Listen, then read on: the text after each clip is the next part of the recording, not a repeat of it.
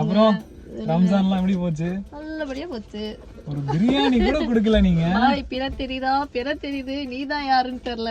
ஒரு தீபாவளி போகுது, அதுக்கு ஏதாவது வருதா? பொங்கல் போகுது, அதுக்கு ஏதாவது வருது? கிறிஸ்துமஸ்க்கு ஒரு கேக் வருதா? நீ கேட்ட ஒவ்வொரு கேள்வி என்ன செருப்பால அடிச்ச மாதிரி இருக்குடா. மாதிரி இல்ல, உண்மையிலே செருப்பால தான் அடிச்சேன். பிரியாணி மாதிரி வருவாங்க. பிரியாணில பீஸ் இல்லன்னு பிரச்சனை பண்றீங்களா? பண்ணுவோம் வாங்க, அதுல ஒரு தர்மம் இருக்கு. பொங்கல் வேற பிரியாணி வேறங்க. அது உங்களுக்குங்க, எங்களுக்குங்க பிரியாணி எமோஷன். இவள் ஒரு இஸ்லாமிய பெண், அதனாலதான் பேசுறா, அப்படி எல்லாம் கிடையாது. நம்ம வேற வேற பிரிவா பிரிஞ்சிருந்தாலும் கடைசியில போய் சேர்ற இடம் ஒன்னாதான் இருக்கும். சரி, இந்த ரீசெண்டா வந்து பரபரப்பா சுத்திட்டு இருந்தீங்க கண்டென்ட்னு. என்ன கண்டென்ட் அது? வக்பு வாரியம். வக்பு வாரியம். வாட் இஸ் வக்பு? மனசுக்குள்ளே வச்சுக்காத. வக்பு வாரியம் அப்படின்னும் போது இறை கொடை, நன்கொடையை தாண்டி ஒரு சிறப்பான ஒரு விஷயம் இறை கொடை அப்படின்ட்டு இஸ்லாமியர்களால ஃபாலோ பண்ற ஒரு விஷயமா அது இருக்கு. ஐ மீன், இருப்பவர்களிடம் இருந்து எடுத்து இல்லாதவர்களுக்கு கொடுக்கணும் அப்படின்னு. இப்போ ரம்ஜான்ல ஒண்ணு பண்ணுவாங்க. நம்ம கிட்ட எவ்வளவு சொத்து இருக்கோ, இல்லாட்டி எவ்வளவு நம்ம சம்பாதிக்கிறோமோ, எவ்வளவு நகை இருக்கோ, அதுல இருந்து குறிப்பிட்ட ஒரு அமௌண்ட்டை வந்து இல்லாதவங்களுக்கு கொடுக்கணும். ஈகை அப்படின்ற அந்த பண்பை வந்து இஸ்லாமியர்கள் ஃபாலோ பண்ணுவாங்க. ஈத் முபாரக். ஈத் முபாரக் வேற, ஈகை ஓகேவா? ஈகைனா ஹெல்ப் பண்றது, ஈகை ஓகே, கொடுக்கிறது. அது வந்து பிரியாணியே கொடுக்கல, ஈகை கொடுக்க போறாங்க. வக்பு வாரிய பிரச்சனை, உனக்கு பிரியாணி பிரச்சனை. எப்ப பார்த்தாலும் சோறு. வக்பு வாரி ஏன் பிரச்சனை இல்லங்க, பிரியாணி தாங்க ஏன் பிரச்சனை. சில இஸ்லாமியர்கள் வந்து இப்படிதான் நினைச்சிட்டு இருக்காங்க. வக்பு வாரிய பத்தி தெரியல நிறைய பேருக்கு. நாட்டு பிரச்சனையா மாறிட்டு இருக்கு இது, ஓகேவா? இது கொஞ்சம் தெரியணும் அப்படின்னு நான் என்ன நாட்டு பிரச்சனை? அல்லாஹ் பார்த்தாச்சு சார், அல்லாஹ் பார்த்தாச்சு. நான் சொன்னல நன்கொடை கொடுக்கிறது, ஓகே, நீங்க கொடுக்குறீங்க, நாங்க வாங்கிக்கிறோம். ஜெனரலா கொடுக்கிறது இல்ல, ஒரு டீம் கிட்ட வந்து இது கொடுப்பாங்க. அளவுக்கு அதிகமான சொத்து தாங்கிட்ட இருக்கிறதுனால அத வந்து நான் தானமா மக்களுக்கு கொடுக்கிறேன். எக்ஸாக்ட்லி, ஓகேவா? அத வச்சு அதை வந்து எப்படி தெரியுமா இருக்கலாம்? ஒரு பில்டிங்கா இருக்கலாம், பணமா இருக்கலாம், நகையா இருக்கலாம், அசையா சொத்தாகவும் இருக்கலாம், ஓகேவா? அப்படி கொடுத்துருவாங்க. அதுல இருந்து வருமானம் வரும்ல, அதை வச்சு வந்து எஜுகேஷன், கல்வி சம்பந்தமான விஷயங்களுக்கு பயன்படுத்துறது, இல்லாதவங்களுக்கு வந்து ஹெல்ப் பண்றது. சில பேர் வந்து அந்த மசூதி கட்டிடங்களை வந்து மெயின்டைன் பண்றதுக்கு அதுக்கெல்லாம் வந்து அந்த பணத்தை பயன்படுத்துவாங்க, ஓகேவா? இப்போ இந்த இவ்வளவு விஷயங்கள் வந்து செய்யறது இல்ல, இதை ஒருத்தவங்க நிர்வகிக்கணும்ல, அதுதான் வக்பு வாரியம். சோ அந்த வாரியம் வந்து இந்தியால ஒரு வக்பு வாரியம்ங்கிற பேர்ல ஒரு வாரியம் இயங்கிட்டு இருக்கு. இந்தியால ஒவ்வொரு மாநிலத்துக்குமே தனித்தனியா இருக்கு. ஒவ்வொரு மாநிலத்திலுமே வக்பு வாரியம் அப்படின்றது சரி இருக்கணும், நல்ல விஷயம் தானே. அதுல என்ன பிரச்சனை? இப்போ இஸ்லாமியர்களுடைய வக்பு வாரியத்தை இஸ்லாமியர்கள் கையாண்டாதானே சரியா இருக்கும். ஏன்னா அவங்கன்னு சில ரூல்ஸோட வாழ்ந்துட்டு இருக்காங்களா, அவங்க மார்க்கத்துக்கு உண்டான ஒரு ரூல்ஸோட வாழ்ந்துட்டு இருக்காங்க. அது தெரிஞ்சவங்க அதை நிர்வகிக்கிறது தானே சரியா இருக்கும். அது ஓகேவா? அதுக்கு ஒத்துக்கிறல்ல. ஜென்ரலா வந்து வக்பு வாரியம்ல யார் இருப்பாங்கன்னா, மாநில அரசை சேர்ந்த பிரதிநிதிகள் யாராவது இருப்பாங்க, அப்புறமா இஸ்லாமிய எம்பிக்கள், எம்எல்ஏக்கள் யாராவது இருப்பாங்க, பார் கவுன்சில இருக்கிற இஸ்லாமியர்கள் இருப்பாங்க, அப்புறம் ஒரு கல்வியாளர் மாதிரி இருப்பாங்க, கல்வியாளர்கள் இருப்பாங்க, ஓகேவா? இவங்க எல்லாரும் இஸ்லாமியர்களா இருப்பாங்க. ஆமா, இவங்க தான் நிர்வகிப்பாங்க. அப்பதானே தெரியும். இப்ப என்னன்னா, இப்ப நீ ஒரு பில்டிங் எழுதி வச்சிடுற, ஓகேவா? என் வீட்ல என்ன பிரச்சனை எனக்கு தானடா தெரியும். அதேதான். இதுல நான் மூக்க நுழைப்பேன் அப்படின்ட்டு ஒன்றிய அரசு இப்ப வருது, சரியா? நம்ம கூட விளையாடுறதே அவனுக்கு வேலையா போச்சுடா. அதாவது இந்த வாரியத்தை ஒன்றிய அரசு, அதாவது இந்துத்துவ அரசு பாத்துக்குதுன்னு சொல்லி நாங்க பாத்துக்கிறோம். அதுதான் இப்ப திருத்த சட்டம் சொல்லி கொண்டு வரும்னு சொல்றாங்கல்ல. இப்ப ஒன்றிய அரசால வக்பு வாரிய திருத்த சட்டத்தை நாங்க கொண்டு வர போறோம்ன்றாங்க. அது தேவையில்லாத திருத்தம் அப்படின்றதுதான் வந்து இஸ்லாமியர்களுடைய டாக்கா இருக்குது. என்னன்னா, இப்ப இஸ்லாமியர்கள் இத்தனை பேர் இருக்காங்களா, இதுல 2 பேரை அவங்க ஆட்களா போடுவாங்க, இஸ்லாமியர்கள் அல்லாத 2 பேரை போடுவோம். அப்படின்னா அவங்க என்ன பண்ணுவாங்க, அவங்களுக்கு ஃபேவரா இருக்க 2 பேரை போடுவாங்க. அவங்களுக்கு என்ன தெரியும் வக்பு வாரியம்னா என்ன தெரியும், எப்படி நீங்க வந்து போடலாம்?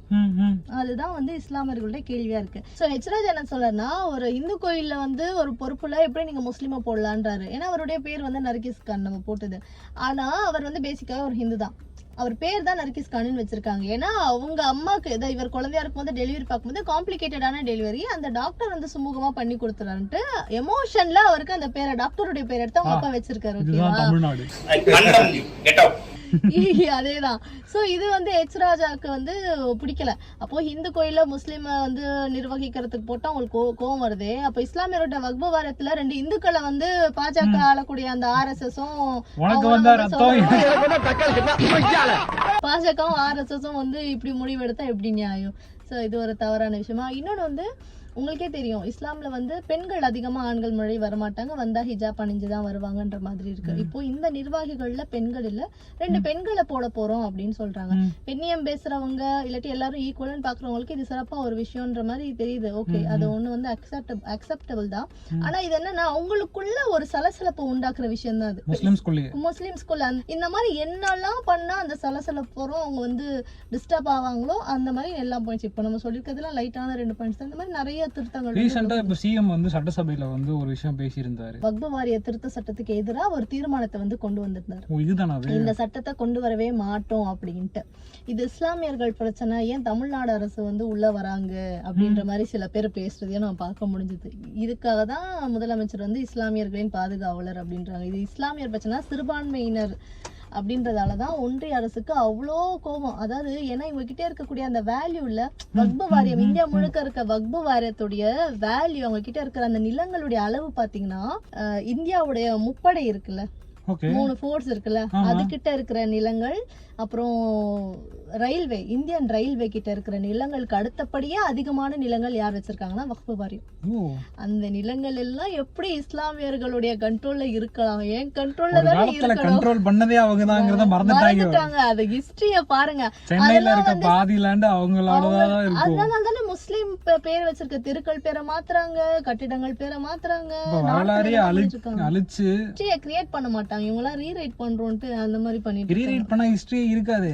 அதுதானே வேணும்யா, அதுதானே பாஷைக்காக்கு வேணும்ன்ற மாதிரி தான். இப்படி ஒரு திருத்த சட்டத்தை வந்து ஒன்றிய அரசு கொண்டு வராங்கன்றதுக்கு பின்னாடிதான் வக்ஃப் வாரியம் எல்லா இடத்துலயும் கேள்விப்பட்டு இருக்கோம்.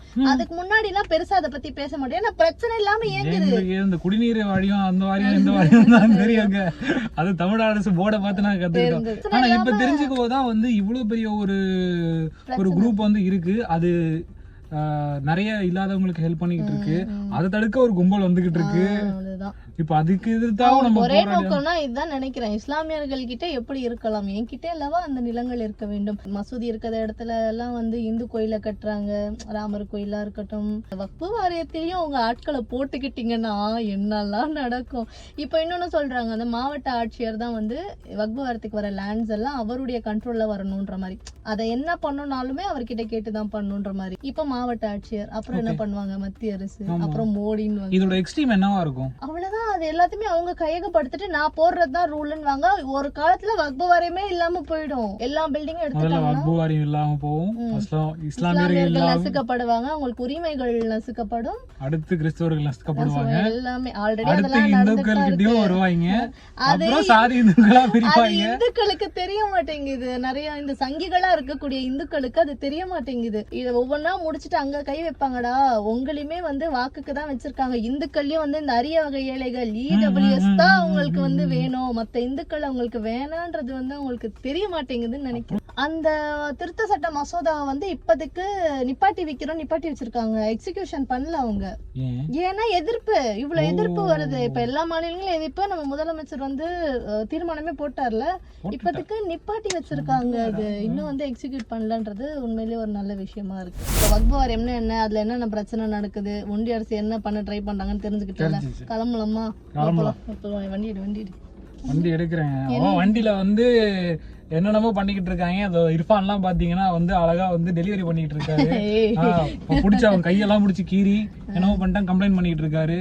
ஏன் இப்படிலாம் பண்றாங்க? பாத்துட்டேன், எல்லா வீடியோவும் பாத்துட்டேன். அப்போ நிறைய பேர் இர்ஃபானை வந்து கரைச்சி கொட்டுட்டு இருக்கத பாருங்க. அது அப்படியே காருக்குள்ள உட்கார்ந்து ஒரு குடுக்குறது மரியாதையா இருக்காங்க. இறங்கி போய் கொடுக்கணும்லாங்க. கரெக்ட் தான். இப்ப நீ வந்து இறங்கி போய் கொடுத்தனா உனக்கு யாரும் காருக்குள்ள உட்கார்ந்து கண்டென்ட் பண்ணுவேன். அவரும் கண்டென்ட் பண்றாருல, இது ஆக்சுவலி கண்டென்ட்டா அவர் பண்றாருல, அதுதான் தப்பு. நான் பர்சனலா ஃபீல் பண்ணது என்னன்னா, அவர் காருக்குள்ள உட்கார்ந்து குடுக்கறதெல்லாம் கூட சரி ஓகே. ஏன்னா அவர் இப்ப கீழே இறங்கி போனார்னா அவர் டெக்னிக்கல் டிஃபிகல்டிஸ்லாம் இருந்தது. ஆதங்கத்தை கொஞ்சம் கொட்டிக்கவா. இந்த 20K 30K வச்சிருக்கோங்களே, நான் ஒரு மிகப்பெரிய இன்ஃப்ளூயன்சர் ஆகும்னு பேசும்போது அந்த மில்லியன் கணக்குல வச்சிருக்கான். கீழே இறங்கி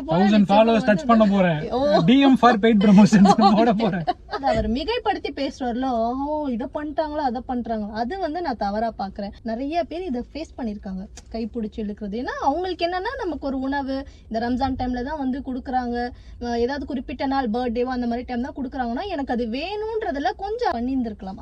அந்த மாதிரி விஷயங்களை நம்மளும் பார்க்க தான் செய்யறோம். அப்பப்ப பார்க்க தான் செய்யணும் போது அவங்க கை எனக்கெல்லாம் ட்ரெஸ் எல்லாம் கிழிச்சு விட்டுருக்காங்க. பயந்து போட்டுலாம் ஓடி வந்திருக்கேன் நான் வந்து இர்ஃபானுக்கு சப்போர்ட் பண்ணி இந்த வீடியோல இர்ஃபான் யாருன்னு எனக்கு தெரியாது, நான் யாருன்னு இர்ஃபான் தெரியாது, நாங்க பார்த்தது கூட இல்ல ஒருத்தர். ஆனா அதை வந்து அவர் மிகைப்படுத்தி பேசினதுதான் தவறு.